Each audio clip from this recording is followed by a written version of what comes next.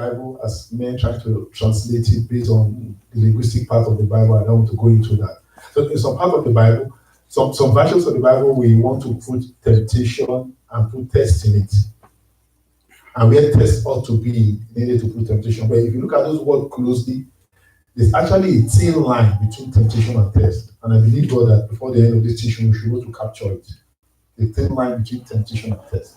So what is temptation? Temptation in the Bible, the word temptation primarily denotes a trial in which man has a free choice of being faithful or unfaithful to God. It's a free choice thing. Many of us do not know. So most time when we fall into temptation, we are caught red-handed. We say, like as they say it in my place where we come, we say, it's the devil's work. It's not any devil's work. Have you heard about that? He says it's the devil that did it. The devil didn't do it. You chose to do it. You say a rapist, you say it's the devil's work. You say an armed robber, you say it's the devil's work. A killer, we say it's the devil's work. Sometimes we put too many things on the head of the devil that the devil didn't do. Men should learn to take responsibility themselves. Because temptation simply means a trial in which man has a free choice of being faithful or unfaithful to God. Because find temptation as, in the biblical sense, it's a situation in which one experiences a challenge. One experiences a challenge to choose between fidelity and infidelity to one's obligation towards God. When one faces a challenge to choose between fidelity and infidelity concerning one's obligation towards God. It is a challenge. James chapter 1, verse 13 to 16. That means you have to be quick with me today. James 1, 13 to 16. James chapter 1, the book of James, verse 13 to 16. I should read your word waiting for that. He said, let no man say when he is tempted, I am tempted of God. For God cannot be tempted with evil. A lot of times we accuse God of certain situations we are going through and God is just not there.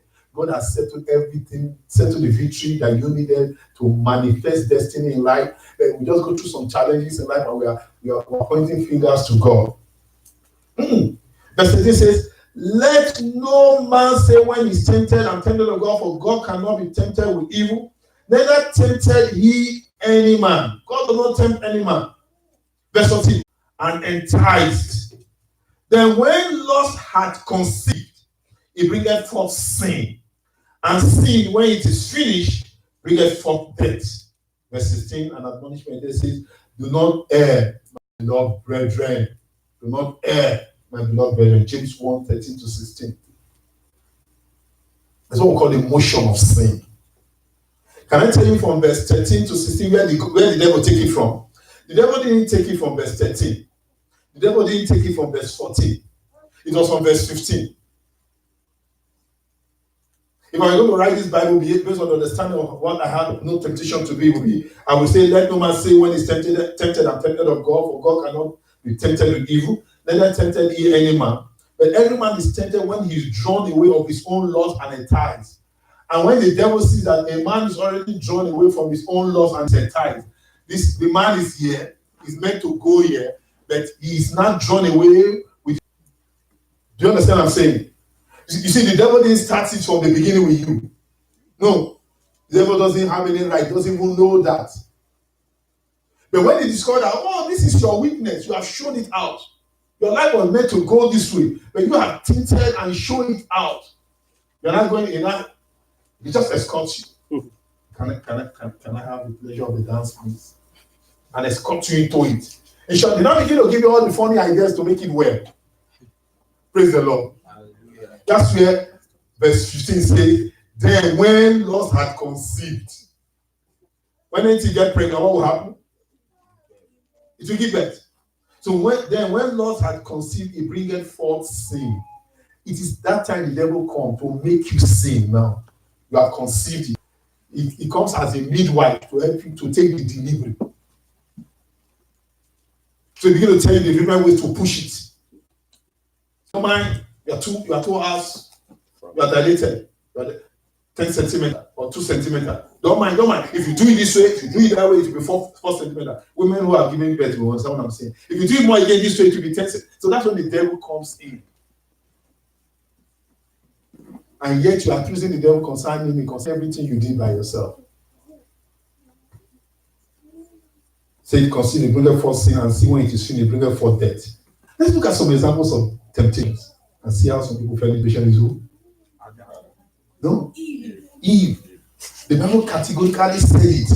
No. That's why we're in church today. Don't mind. That's why we're in church today. The Bible categorically said it in 1 Timothy chapter 2. For all pregnant women, see it here. This is the recipe I used to give to my wife when she gets pregnant. To make her to remind her. 1 Timothy chapter 2.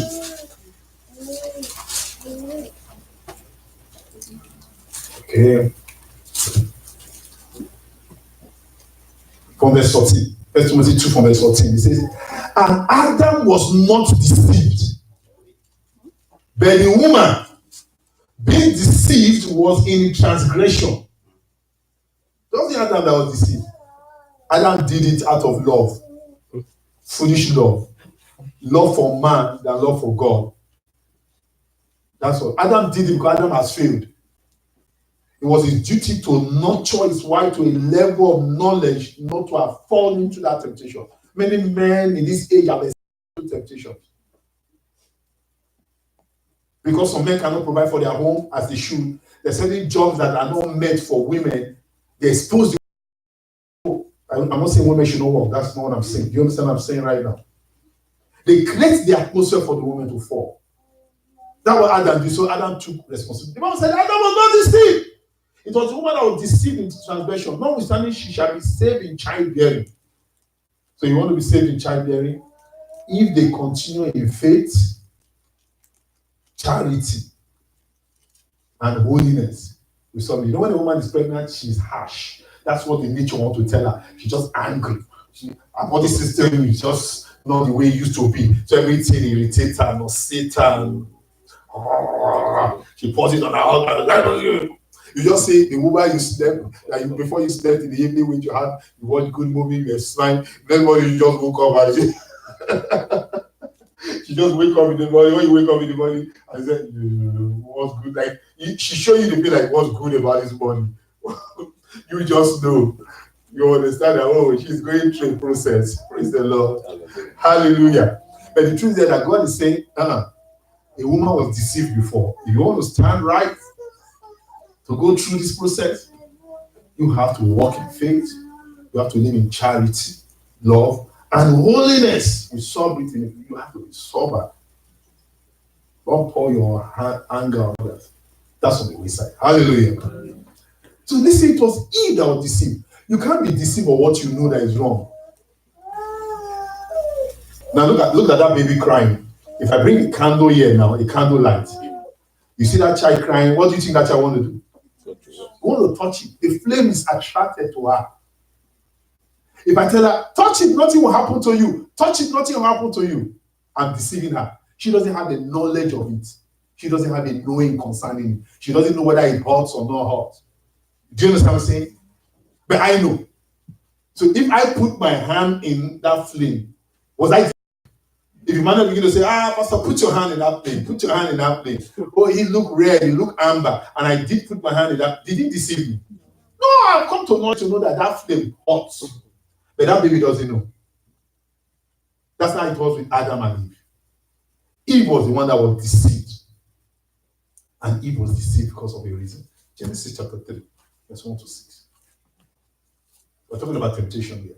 Genesis 3, 1 to 6. I'm going to go very fast. And it says, now the serpent was more subtle than any beast of the field which the Lord God had made. And he said unto the woman, yea, as God said, ye shall not eat of every tree of the garden. And the woman said unto the serpent, so point number 1, where was Adam? Do you understand? Because a lot of people want to blame it on the woman. Verse 2, and the woman said unto the serpent, we may eat of the fruit of the trees of the garden. You know, if Adam was there, Adam said, I got your back. I stand in front and say, yes, God said we should not eat it. What do you want to say? What do you want to say? That was about to say, resist the devil will flee from you. Do you think Eve would have fallen? No. I've seen many men expose their wife to their in-laws, expose their wife to traumas of their friends and some environment which they are supposed to protect. A man is supposed to protect his wife. They expose them. Adam exposed her. Where was Adam? Where was Adam? He was supposed to get her back. Adam was busy naming the animals. Let's go. And the woman said unto the serpent, we may eat of the fruit of the trees of the garden, but of the fruit of the tree which is in the midst of the garden, God has said, ye shall not eat of it, neither shall ye touch it, lest ye die. And the serpent said unto the woman, ye shall not surely die. For God doth know that in the day ye eat thereof, then your eyes shall be opened, and ye shall be as gods, knowing good and evil. You don't negotiate with the devil. But look what killed Eve. And when the woman saw, and when the woman saw that the tree was good for food, and that it was pleasant to the eyes, and the tree to be desired to make one wise, she took of the fruit thereof and did eat, and gave unto her husband. And then they say, where did this one come from? Some men send their wife for prostitution even to bring money for them. Do you know that? They won't say, where did this one come from? You've not heard about it before? So every man send their wife outright to go and steal. The Bible says, and Adam did what? But where did Eve fall? 1 John 2:15. Especially for men, it has changed. Women don't fall easily with it most times. You understand? If you do a statistic, take a statistic of those who will fall by what I want to say. 75% of men fall into it. Men are very weak with their eyes. And when it started at the beginning, it was Eve. But Eve has told all the daughters that don't look too much with your eyes anymore. So it's men are failing more on that side. And I'm going to come there right now. Listen to this. In 1 John 2, verse 15, from verse 15 I read, love not the world, neither the things that are in the world. If any man love the world, the love of the Father is not in him. Verse 16 is the main thing. For all that is in the world, the lust of the flesh, we'll come to lust again. The lust of the flesh and the lust of the eyes and the pride of life is not of the Father, but is of the world. So Eve fell to that temptation because of the lust of her eyes. She saw it was pleasant. She saw that it was pleasant and good to eat. She processed it by what. So most times we like to want to move by just what we see physically. When you always move by the physical realm of what you see, you fail. Look can be highly deceitful. Most men have married the wrong women. Most women have married the wrong men because of what they saw. So she looked pretty. Watch once in a while, that was whether forensic or something, the investigative movie about some killings, murders that have taken place in this country. You'll be amazed. Some of them look like angels. But when you see what they did, some men, some women fell for and married and gave their whole life for, could kill them and cut them into pieces. Some even killed their mother, their father because of money. And when you look at them, you won't ever believe. Moving by sight. We don't move by sight as Christians. 2 Corinthians 5:7 says, we don't move, 1 Corinthians 5:7, sorry, says, we don't move by sight, but by what? By faith. I think that's 2 Corinthians 5:7. So we don't move by sight, but by faith. So when God was telling women who are under that curse and said, church, you know, I used to teach you about the issue of curse and all that. This is the New Testament. The curse was placed where? But what's God telling the women to do? Did he just say because they are born again, they should just remain that way? He said, for that curse not to walk against them during childbearing, you must live in faith. You must live in charity. You have a part to play in the New Testament.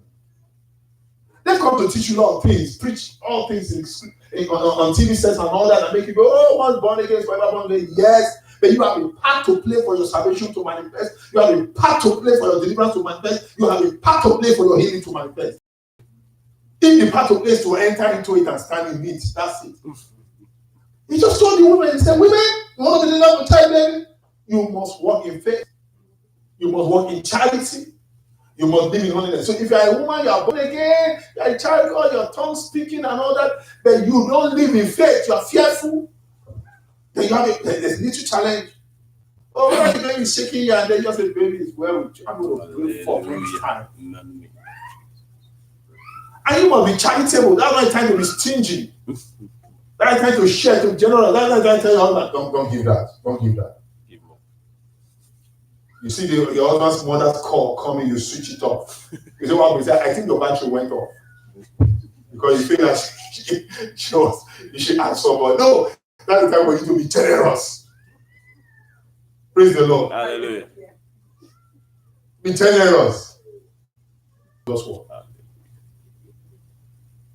Obedience to God's word. Lust of the eyes. When does lust of the eyes come? What is lust? Your craving. What you crave for. Now there's lust of the eyes, there's lust of the flesh, there's lust, the pride of life. Once you overcome these things, in every phase of life you fall into it. Eve didn't overcome it and it overcame her. When you are moved by the things you see, oh my gosh, oh, it's flashing, oh my gosh, that's when you see getting married. You will do, oh my gosh, out. You know, I've told myself, there's really no reason to commit adultery. People who move by the lust of the eyes are people that commit adultery. Ask me why. With all respect to all the women here. Everybody that goes to the market to buy something, do you eat the packaging? What do you eat? Eat the inside. Oh, I love this 7-Up bottle or this 7-Up can. It's so beautiful. Will you call that? You start to chew the can and they drink together. So when some men and some women can't keep their body, I'm amazed. Because every woman, let me talk to the men first. Every woman is the same, whether white, whether black, whether tall, whether short, whether yellow, whether it's chocolate. Hallelujah. It is packaging you are seeing. Amen. The content is the same for every woman. Amen. So I just want to have a fling with her, she's black. I just want to have a fling with her because she's white. I don't want to have a fling with her because she's tall. I just want to have a fling with her because you're short. You can't eat packaging. It is God that packaged them different, but it's the same content. That's why it's sin. The wife you have, for those of us are married, the content she has is the content Donald Trump's wife had. Hallelujah.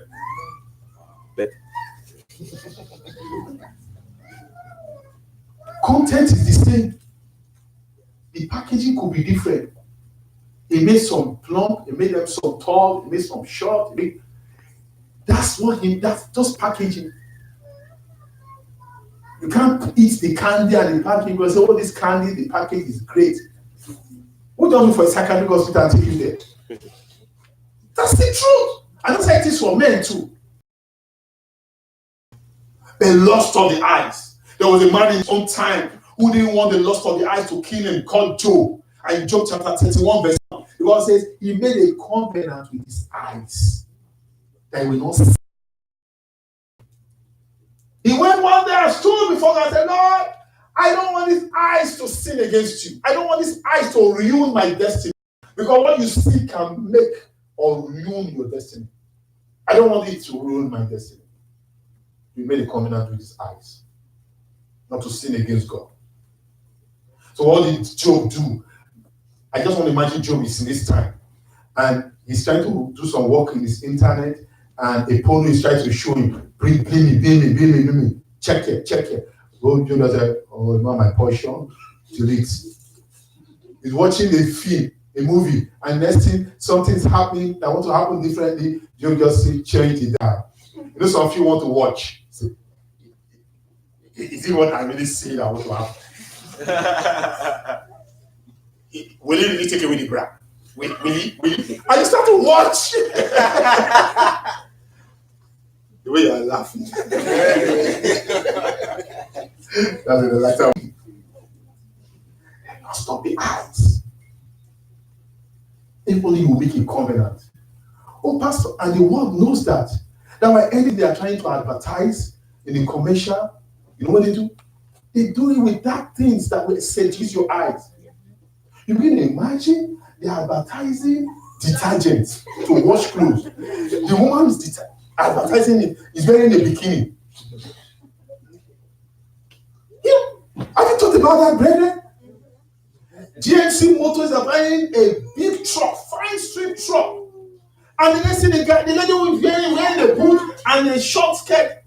Is it the lap of the lady they're advertising or the engine of the car or the car itself?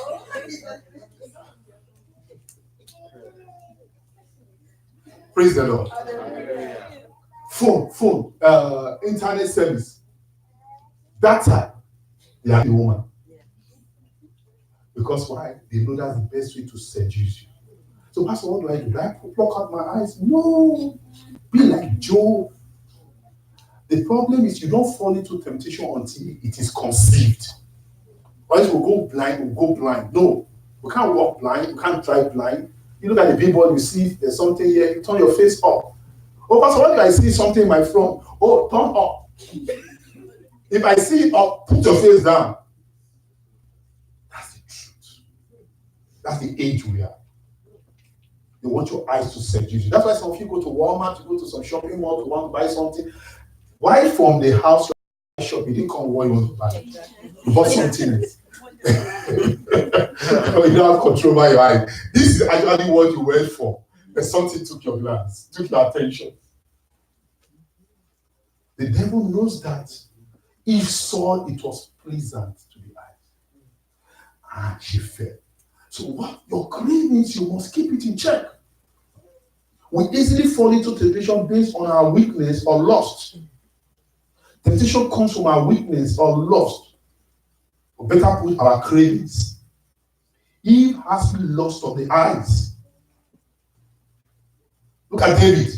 David had both lust of the eyes and lust of the flesh. Now the eyes is the window of your life. The eyes is the window of your life. There's this movie we watched so many years ago, See No Evil, Hear No Evil. Because what you see gets into your mind. Your mind is where your soul is. That's your processor. It's how to process. Now, it's not possible not to see a lady comes in and says, oh, this lady is beautiful. But don't ponder more. Don't stay. Don't put your eyes there. Turn right. I've seen some men possessed with lust. That's not the city where I'm coming from.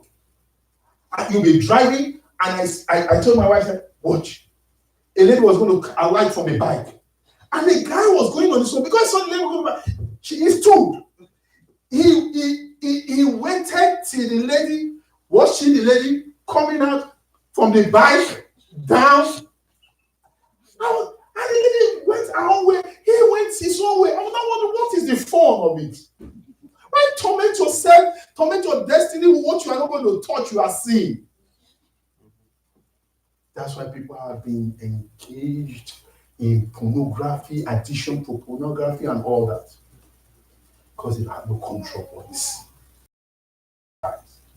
And I tell you, the worst thing that will affect a man or a woman is to be addicted to pornography. See that baby is giving me his thumb up on that. They lust of the flesh. 2 Samuel 11, verse 1 to 5. God says, 2 Samuel 11, verse 1 to 5. When kings used to go to war, David didn't go to war that day. There's a saying that says, an idle mind is the devil's workshop. That's right. He started working on the balcony. The woman felt all men had gone to war. You can't blame it on Bathsheba. She was having her bath normally because why? There were no man that was supposed to be around. When did David start to sing? As he was walking on the balcony, he could hear some splash of water. There's nothing wrong to look. Then immediately you saw. Yes, also turn your face away. You have not seen yet because you saw. I'm not saying that when you are driving and you say, I feel blood. No. That you look and you saw. You turn your face away. But David didn't look and saw. He saw to saw. So he was walking on the balcony. He saw. He didn't turn his face away. He started gazing. That's when he started singing. because he's gazing the light, the window of his destiny is opened already. A lot of information are going in. The lust of the eyes. And because he had no control over his flesh, and there's no anointing to control the flesh, let me tell you the truth.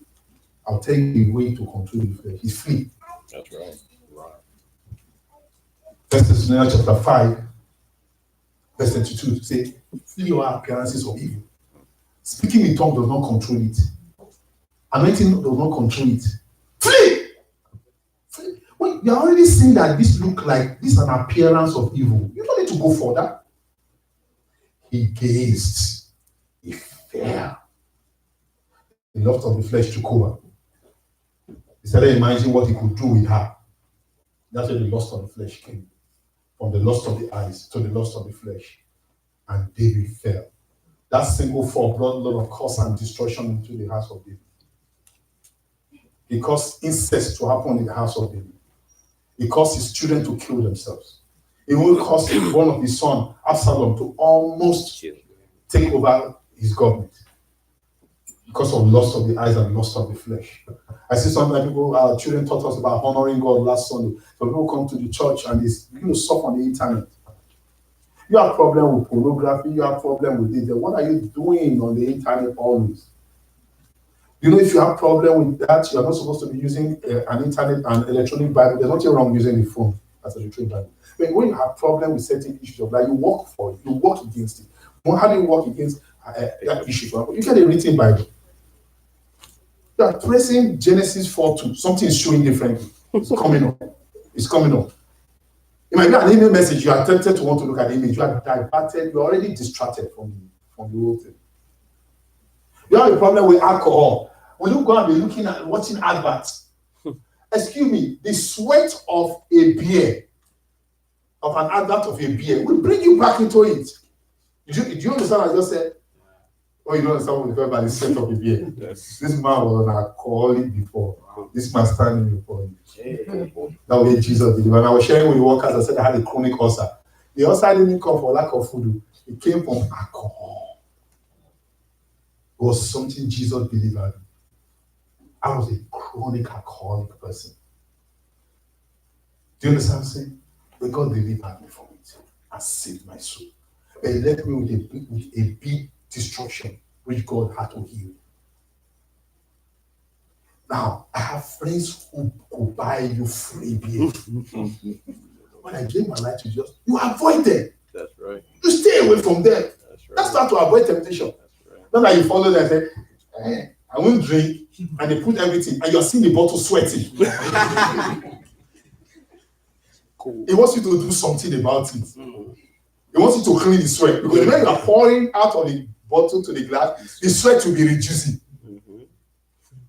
You have problem with that, or you run. You cut all those ties with those friends. You now say it's devil work. You are drunk, you beat up your wife, you now say it's devil's work. Which devil's work? No, it's not devil's work. The lust of the eyes, the lust of the flesh was in place. John is the one that makes me go to drink beer. John no longer will be my friend.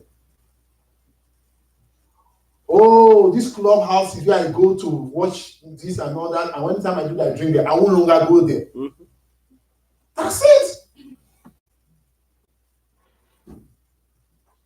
Praise the Lord. Hallelujah. I'm not going to rush this teaching. The pride of life, what people think about you.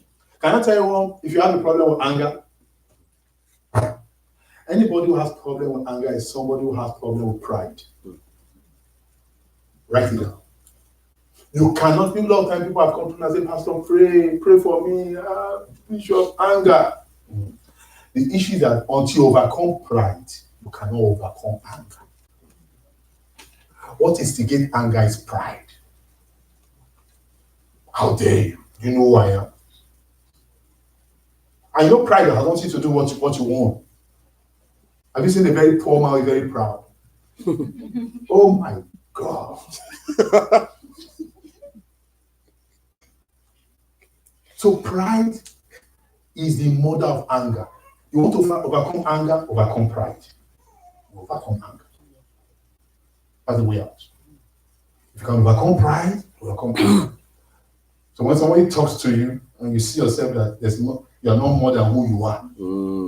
Pride is when you're thinking too much, too highly of yourself. You let it go. That's right. You don't instigate any anger. Say, you know who I am? They owe me. Oh, if you come from the place where we come from, and the woman mistakenly say, it's all eh. Oh, say eh. Because you're not any salary, I mean, you're not using for me. Oh, for me. They owe me. Anger. The worst thing to happen to a woman is her husband to lose a job. Women, keep on praying. Your husband must not lose her income. His income. He must not. That's the worst thing that happens to a woman. When a man loses his income, it's a challenge. The temptation at home is deep. What he usually look, he does not count meaning to. Oh, me so much. Called pride. Proud people are angry people. So Saul was one of them. When you get home, read Saul, 1 Samuel chapter 15, 10 to 30. 1 Samuel 15, 10 to 30. God was trying to channel Saul. God will tell Saul something to do. Saul will say it's because of the people I did. He doesn't, like a showman. You want to please the people. One of the biggest pain is when you read verse 24 and verse 30 of 1 Samuel 15. And God said to Saul, to Samuel went to this Saul and said, Saul, God said, he said, don't walk away, Samuel. Please, don't walk away on me. Before these people, no, honor me before them. You have seen people like David with his royalty, with his kingship regalia will fall on the ground. Say, I've sinned against God. So we said, no, Samuel, don't leave here. You want to disgrace me before this people. Don't leave. He lost the kingdom. He lost the throne in his life because of that. The pride of life. The pride of life. The lust of power will make people do all kinds of things. Strange appetite, lust of the flesh. Esau, when you go and read Genesis 25, verse 24 to 34, lust of the flesh made Esau fell into a temptation that cost him his birthright. So people don't have control of their appetite. They can't even fast. They can't fast. And when they want to fast, they begin to talk about, must we fast? Must we fast? Am I the one that killed Jesus? They have no control over their tongue. The lust of the flesh. Esau had it, and Esau lost his birthright. He was hungry. He came home. He said he was fainting. I've never seen somebody hunger for just one day and dies of hunger. Nope.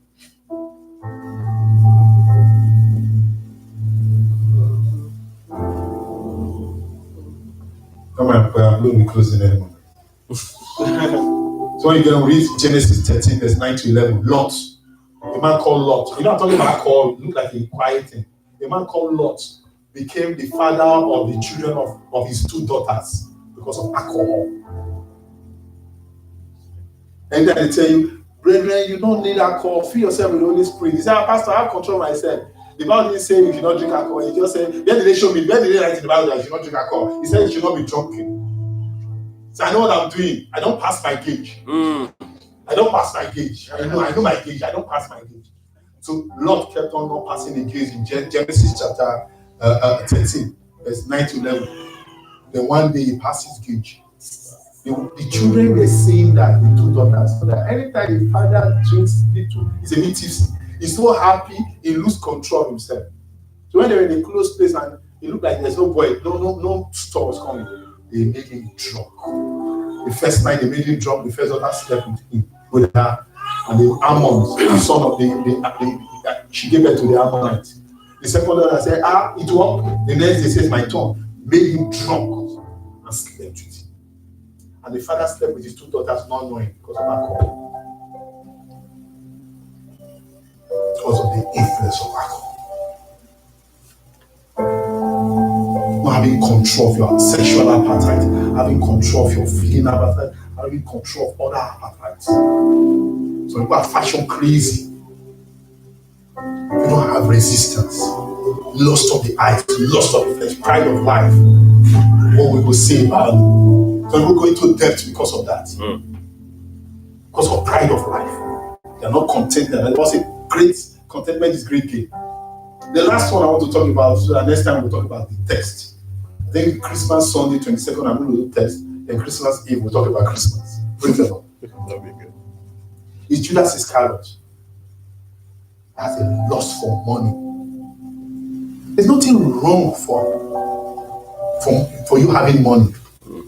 But he has this lust. The love for money is the same there. Let's read that quickly. 1 Timothy 6 to 11. Then somebody open your Bible to John 12. I want to close. John 12, 3 to 6. 1 Timothy 6 to 11. Say the love for money is the beginning of evil. Brethren, so people love money so much that they will have to kill their children, kill their family, do all kinds of things for money. Because they love money. Because of the love of money. But godliness with contentment is great gain. Go on, sir. For we brought nothing into this world, and it's certain we can carry nothing out. Go on. Please go on. Let me be fast on this. Sorry, go on. Just go on. But they that will be rich fall into temptations and a snare, and into many foolish and awful lusts, which draw men in destruction and perdition. It didn't say there's anything wrong to be rich. For the love of money is the root of all evil. The love for it. What could make you want to damn God and damn all consequences just because you want this money by all means? Judas Iscariot was one of them. John 12, verse 3 to 6.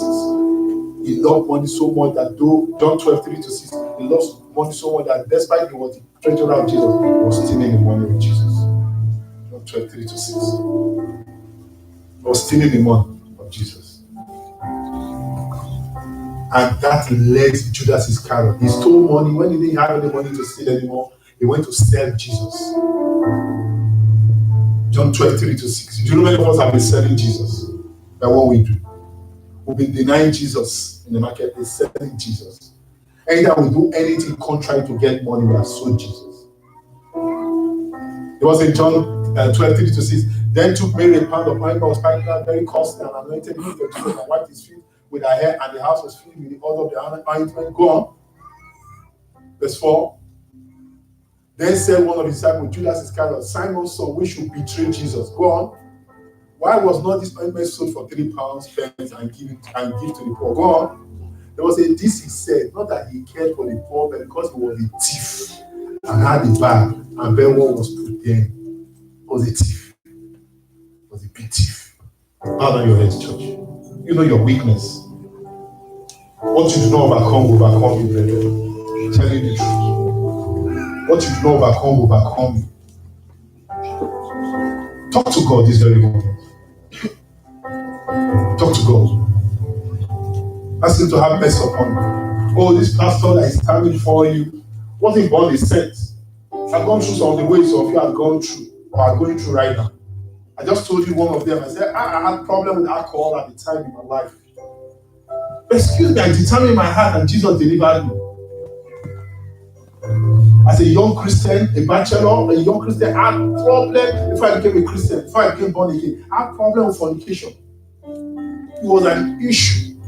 But Jesus delivered me. And I didn't see the nakedness of a woman for 6 years before I married my wife.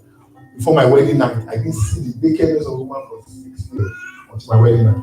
But it was a challenge initially for me. But Jesus delivered me. Behind the soul.